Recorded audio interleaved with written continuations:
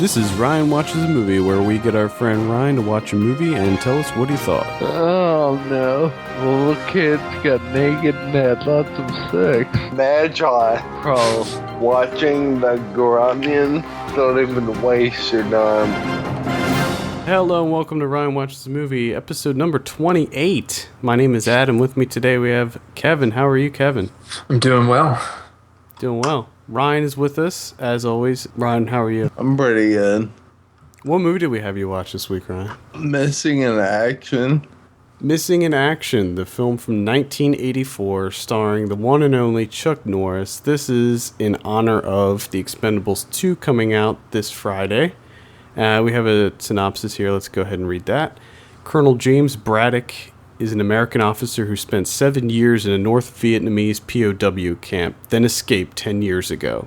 After the bloodiest war, Braddock accompanies a government investigation team that goes to Ho Chi Minh City to check out reports of Americans still held prisoner.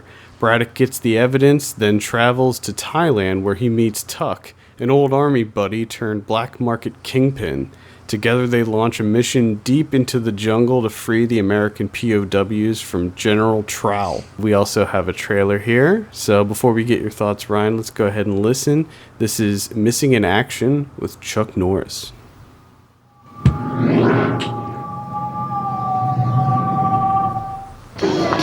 Vietnam, 1984. Chuck Norris is James Braddock, decorated war hero, ex-prisoner of war, an American on a mission. One man who couldn't forget the Americans that were left behind. We categorically deny that there are any living MIA in Vietnam. Wrong answer. James Braddock has returned.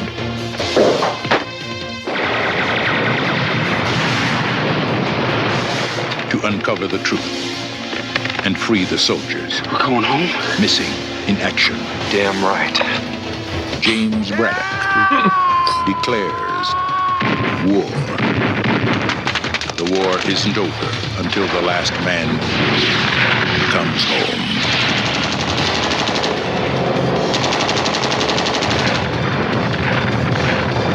America has no more heroes. You can hear the testosterone. Enough of the gunfire. Until now. Chuck Norris, missing in action. Alright, so what'd you think, Ryan?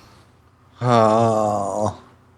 Well, I want to start off by saying that I'm really sorry if I anger Chuck Norris with his review.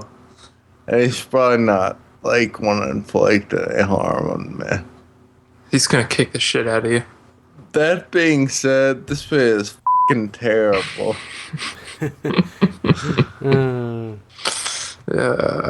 Norris is coming for you. He kind of pointed out the plot, but, I mean, to me, there wasn't really a plot. It was just like a typical action movie where there's cheesy lines and senseless violence and naked women and credits.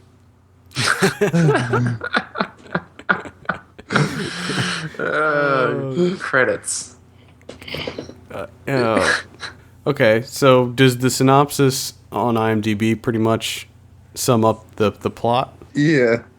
Those two sentences were what I got out of 2 hours of watching this movie. Well, I guess the big question is, how was Chuck? When is Chuck not good? I mean, everyone hates him, yes, but he's still an icon. I've read a lot of places that this apparently is just like a Rambo ripoff, which it does sound like it, but did you get that sense, Ryan? Yeah. It's when was Rambo made? Was it made before? Yeah, it was definitely made before. Well, the first one was. What I'm looking for is the second Rambo, because The first Rambo took place in America. First Blood. Yeah, Blood Part 2 is 85. Yeah, so that was actually a year after Missing in Action. So, But I wonder if it was So filmed. then maybe they ripped off Chuck Norris. Good job, Sylvester Stallone. I mean, even though it came out a year after, I have a hard time believing that Rambo would rip off of Missing in Action. Just because it takes place in, where does it take place? Thailand? Vietnam, Thailand.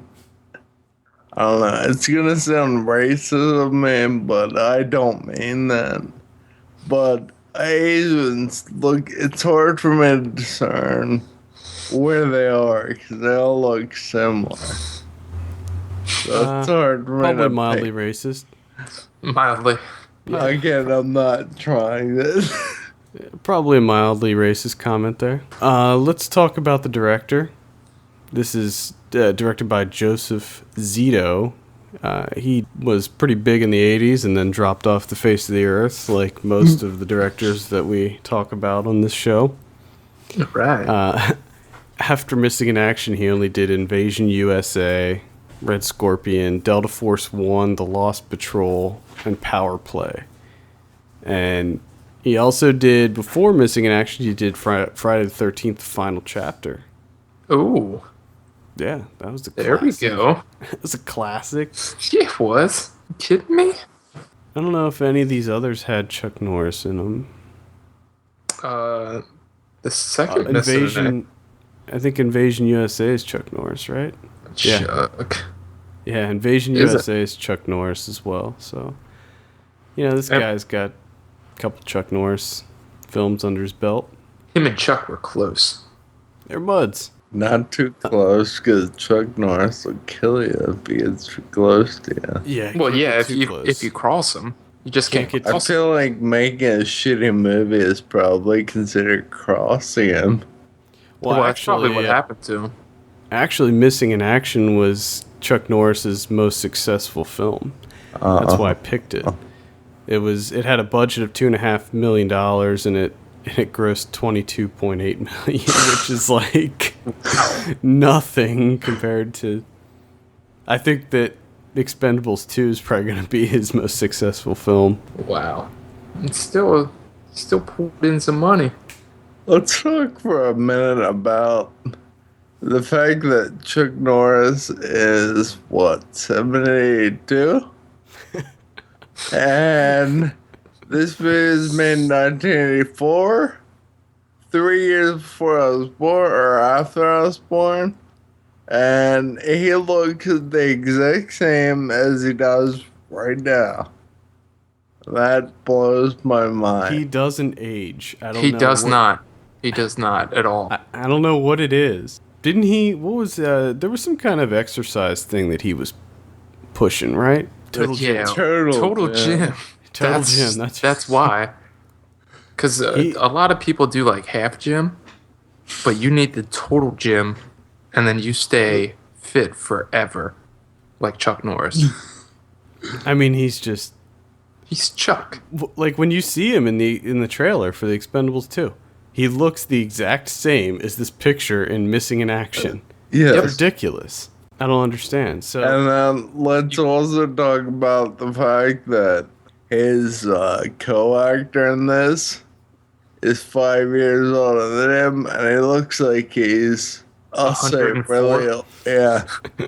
I was gonna say 100 and a lot, but he looks real old. yeah, he does. Yes, he does. And you're talking, of course, of Emmett Walsh, Yes. who plays Jack Tucker. Yeah, and this guy's in a ton of stuff. I've seen him he's in everything. He was in Blade Runner and Fletch. Pound Puppies, the TV series. Fletch. Yeah. Yeah, he was in Fletch. He was in The Jerk. Just a ton of classics. He was in Raising Arizona. I remember that. Oh, shit. Yeah, he's one of those character actors that you just really don't know his name, but as soon as you see him, you're like, oh yeah, that's the guy from that movie. You guys would know the actor James Hong as well. Yeah, Yes. James Hong is another big character actor that's in a ton of stuff, including Big Trouble in Little China, I believe. Yes. And he always seems to play a caricature of a Asian person. Yeah, he does. Yeah. I mean, he has 371 acting credits. Yeah, that's quite a number. It's ridiculous. I guess most recently, he's probably known for the Kung Fu Panda movies. Yeah. How awesome they were. Well, you know what? I lie. I like that movie a little. What? Kung Fu Panda? Yeah, I kind of like that. Kung Fu Panda fan? I'm not like I don't have a Kung Fu Panda stuffed animal, Yeah, you do. but I kind of like that. I didn't really like it. I'm not a big fan of the DreamWorks animated stuff, but let's get back to Missing in Action. Yeah, how dare we not talk about Chuck?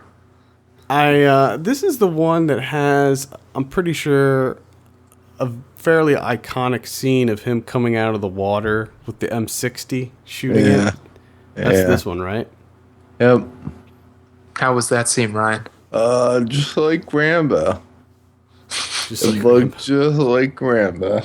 Not the Rambo person, Rambo the movie. How's the violence? Is it pretty violent? It's a lot of people die. Not much blood, but a lot of people die. And there's a lot of, well, you heard it in the trailer. There's a lot of gunfire. I was gonna say, like, the last minute of that trailer was just explosions and gunfire. Well, what else would they put in? True. There'd be nothing else. Yeah. There's not going to be any kind of deep dialogue that's going on with Chuck. How racist and xenophobic was this movie? Because I would imagine that this movie just made the Vietnamese look terrible. Oh, yeah. And you can also tell that by the amount of times they said American in the trailer. Because they said it like 4 or 5 times. Seems like a very patriotic film. Yeah. They try to make Chuck Norris be the ideal POW. And I guess give props to the people that were missing in action in Vietnam. So they're trying to show the whole world that they're all artists. And they don't take shit from anybody. Now, does he assemble a team, or is it just him who Oh, liberates no, everyone? it's just him. That's right. Better be. I mean, he's got, there's like... He's a one-man army. That's what I expected. I just wanted to make sure. There's like maybe 3 or 4 people that help him at some point. But the most notable guy is that Emmett Walsh guy. And then the other people are just non-spoken actors. What is he, like an intel guy? Do you remember Mikhail's name? Oh, yeah, right up my alley. What's his name? What's... The main character. Mikhail? Do you remember Mikhail's Navy? What's his name? The actor. Tom Arnold? Yeah. It's like that guy, that Emmett Walsh guy. It's like Tom Arnold. He does all kinds of zany, off-the-wall things, and he just doesn't care. He just does what he wants and pays for it later. He's the comic relief. Yeah. And Chuck Norris is always having to deal with him. Yeah. I gotta deal with my zany partner. Yeah. Oh, I noticed that this movie came out on my birthday, November 16th, 84. Oh. I turned 1 the day this came out. Oh my God. I know, that's... You have the greatest birthday in the world. I think that's some kind of sign, actually. I think it is. Chuck Norris is your real dad. Oh, maybe. I think. Well, when my dad was young, he did kind of look like Chuck Norris. Exactly. Oh my God. Other question, Ryan. Was there any sweet martial arts action? I guess you could call it that. There's like some hand and stuff and some knife fighting.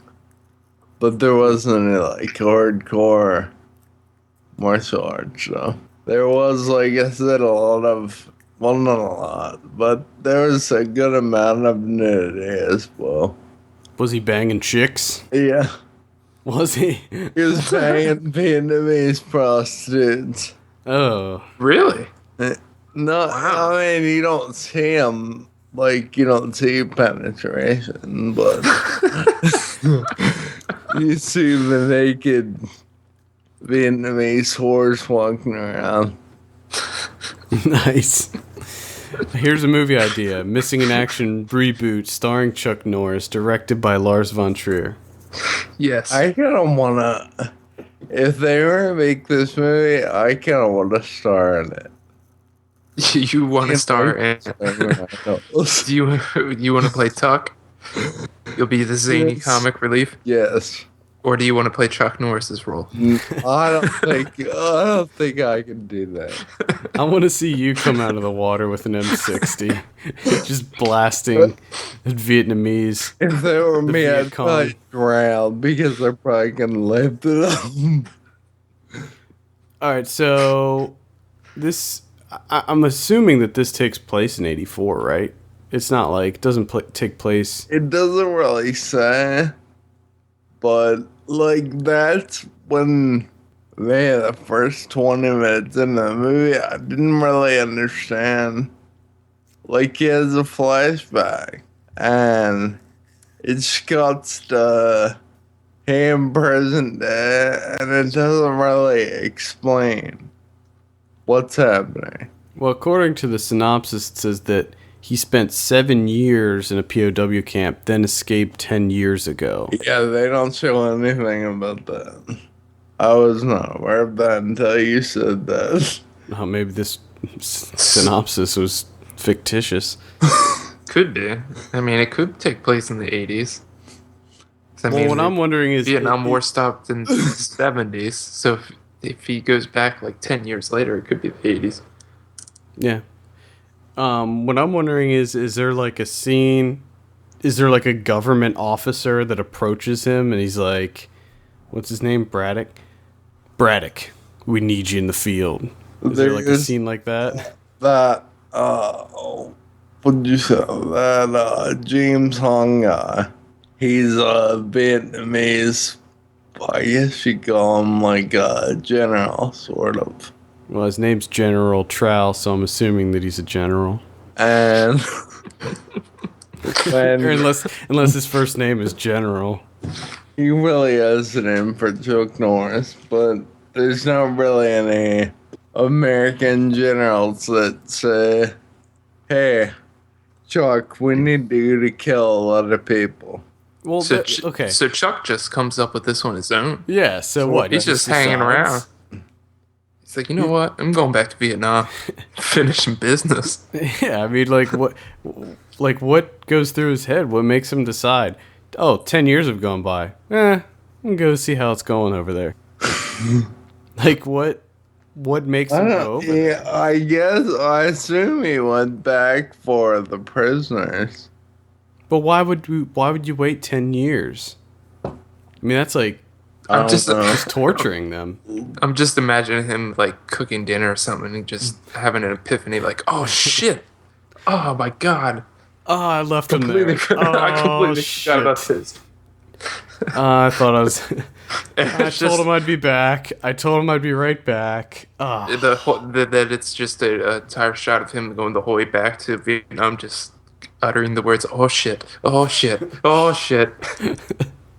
I mean, does it explore that? No, dude.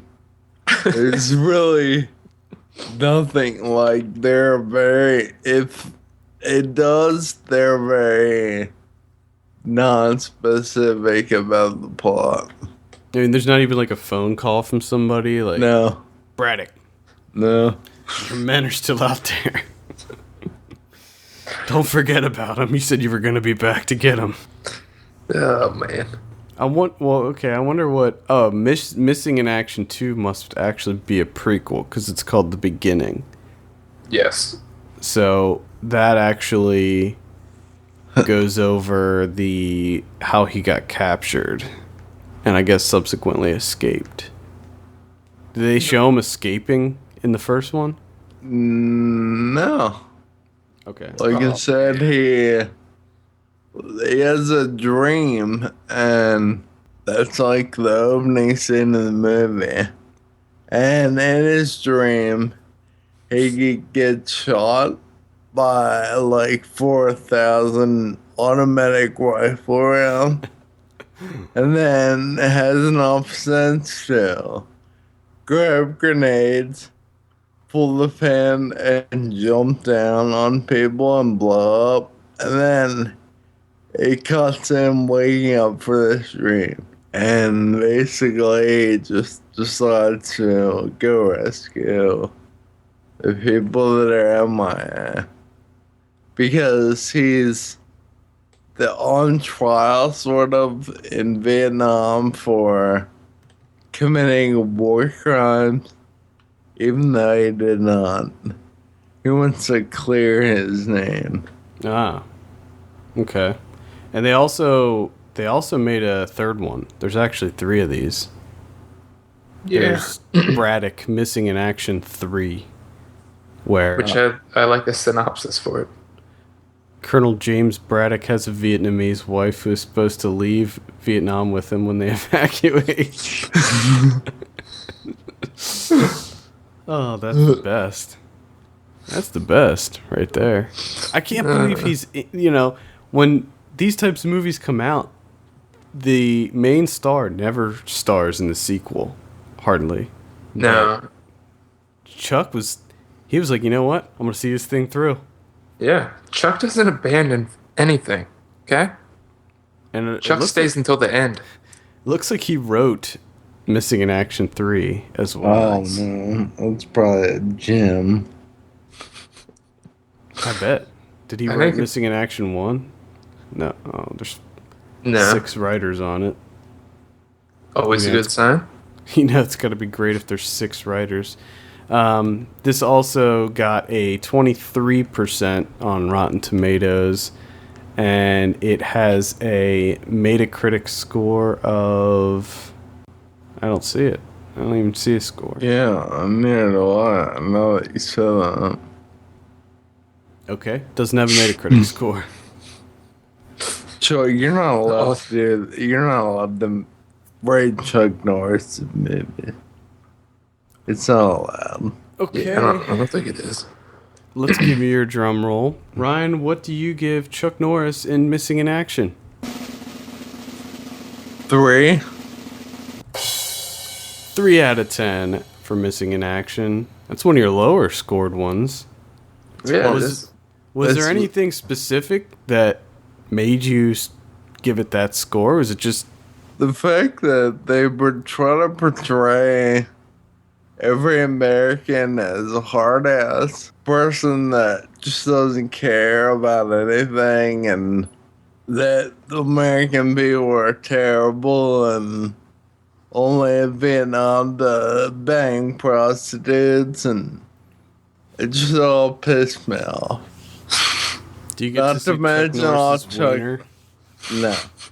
Oh, we would have heard about that, Adam. Oh, yeah, I guess we would have heard about that right off the bat. Yeah, top of the show. Not to mention a stupid line, because there's a lot of cheese in line. Well, if you want to see more Chuck Norris, check out The Expendables 2, which hits theaters this Friday. Do you have anything else to add before we wrap up, Ryan? No. Nope. For all the latest film news and reviews, you can visit us at filmpulse.net. We want to hear your feedback.